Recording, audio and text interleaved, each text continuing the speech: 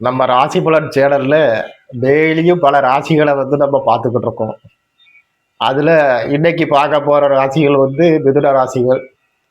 மிதுன ராசிக்காரங்களை பத்தி சொல்லிட்டு போனா இந்த ஒரு நிமிஷம் நமக்கு வந்து போதாதுன்னு சொல்ற அளவுக்கு தான் அந்த மிதுன ராசிக்காரர்களுடைய பலன்கள் கட்டங்கள் அமைந்திருக்கு. அவர்களுடைய குணாதிசயங்கள் நம்ம இன்னைக்கு பார்க்க போறது வீடியோல எப்படி இருக்குதுன்னா, நிறைய கமெண்ட்ஸை பார்த்துக்கிட்டு இருக்கேன். மிதுன ராசியும் மீளா துயரமும் அப்படின்னு சொல்லி பல கமெண்ட்டுகள் வந்துக்கிட்டு தான் இருக்கு.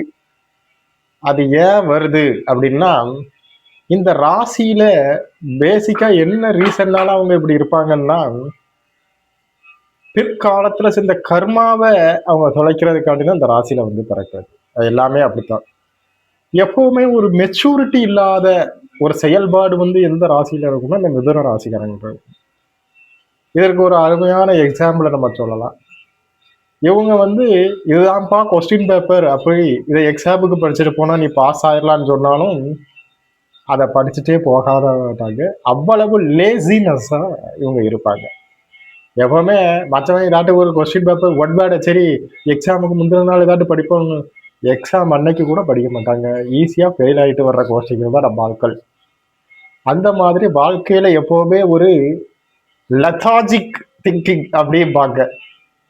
லெத்தாஜிக்காக தான் இருப்பாங்க. செயல்பாடுகள் அப்படித்தான் இருப்பாங்க.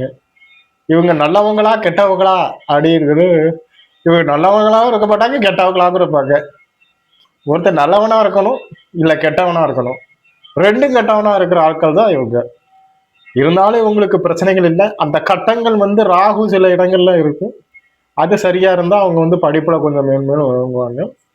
இவங்களுக்கு வேலைக்கு போறதுக்கெல்லாம் வாய்ப்புகள் இருக்கு. ஆனா அந்த வேலை அவங்களுக்கே பிடிக்காது, திரும்பி வந்துருவாங்க. இவர்களுக்கு உணவுக்கு வந்து சாப்பிட்றதுக்கு எப்பவுமே பஞ்சம் இருக்காது. அந்த மாதிரி அமைப்புகள் கொண்டவங்க தான் இந்த ராசிக்காரங்க.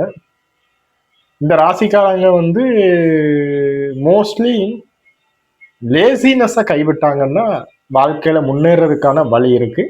இனி நம்ம வரப்போற வீடியோக்கள்ல இன்னும் பல ராசிகளை பத்தி பார்ப்போம்.